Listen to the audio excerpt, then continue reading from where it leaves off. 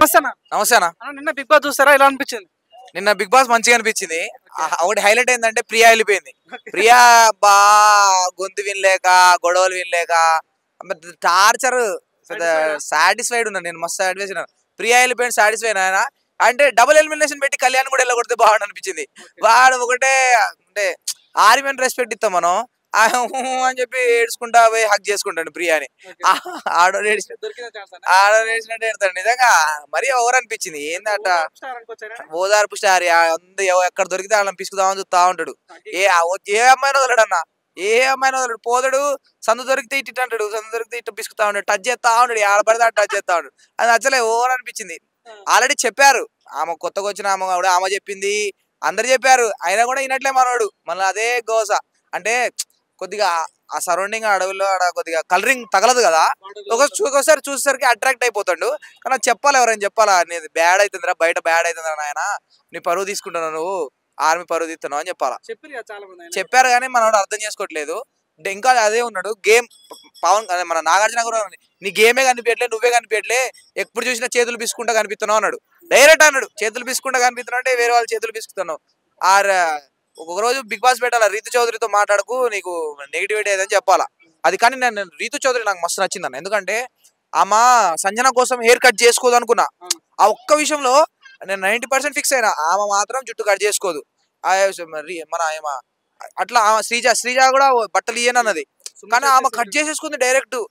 Shock అయ్యాను అక్కడ shock అయ్యాను. ఇప్పుడు సిగరెట్ మాడడం ఈజీ, కానీ ఇప్పుడు ఆ బిగ్ బాస్ లో డిప్ప కటింగ్ తో ఏం కనిపిస్తారన్న, ఆ మొత్తం పరువు పోయేది కదా. ఆమెకు మంచి ఫాలోయింగ్ ఉంది, కానీ వేరే వాళ్ళకి శ్రీజాకి ఇచ్చుంటే బాగుండు. డిప్ప కటింగ్ చేయించి బలం అంటే ఆప్షనల్ కాకుండా ఆమెని టార్గెట్ చేసి మ్యాండేటరీ చేస్తే బాగుండు అనిపించింది. ఆమె డిప్ప కటింగ్ చేస్తే బాగుండు అనిపించింది. కానీ శ్రీజాని అంటే మన రీతు చౌదరిని కటింగ్ చేయడం నచ్చలే నాకు.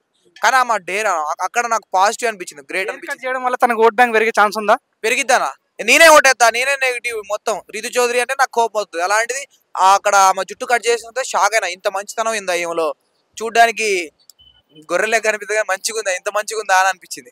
నెక్స్ట్ వేసేస్తుంది ఎవరిని? నెక్స్ట్ అన్న మామ ఉంది కానీ అమ్మ లక్స్ పాపని వెళ్ళగొడితే ఓకే అన్న. ఆమె అంత లేదన్న, కొద్దిగా ఆమె కంటెంట్ ఇవ్వట్లేదు అనిపించింది. సరే నెగిటివో పాజిటివ్ కంటెంట్ ఇచ్చేటోళ్ళు చాలా మంది ఉన్నారు, కంటెంట్ ఇవ్వలోనే తీసేయాలి కదా. లక్స్ పాప వచ్చిన కాడ నుంచి సగం మాటలే అర్థమైనాయి. ఆమె సగం ఇంగ్లీష్ లోనే మాట్లాడు, సగం పైన ఇంగ్లీష్ లో మాట్లాడు. నాకే అర్థం కావట్లేదు, మా ఇంట్లో వాళ్ళకి ఏమర్థం అవుతుంది అన్న, బీటెక్ అయినా నాకే అర్థం కావట్లేదు ఆ మాట్లాడేది. మీకు హైలైట్ అనిపించిన విషయం ఏంటన్నా? నిన్న మన సిజ్జు జొన్నలగడ్డ ఉన్నాడు కదన్నా, అసలు మన తెలంగాణ కల్చరు బతుకమ్మ అని, అంటే మన అదే ఆయన పేరేంది రాథోడ్ చెప్పంగానే అసలు సాష్టాంగ నమస్కారం చేసిండు. షాక్ అయినా నేను. అంటే సిద్ధు జొన్నలగడ్డ తోపు హీరో, తోపు యాక్టరు.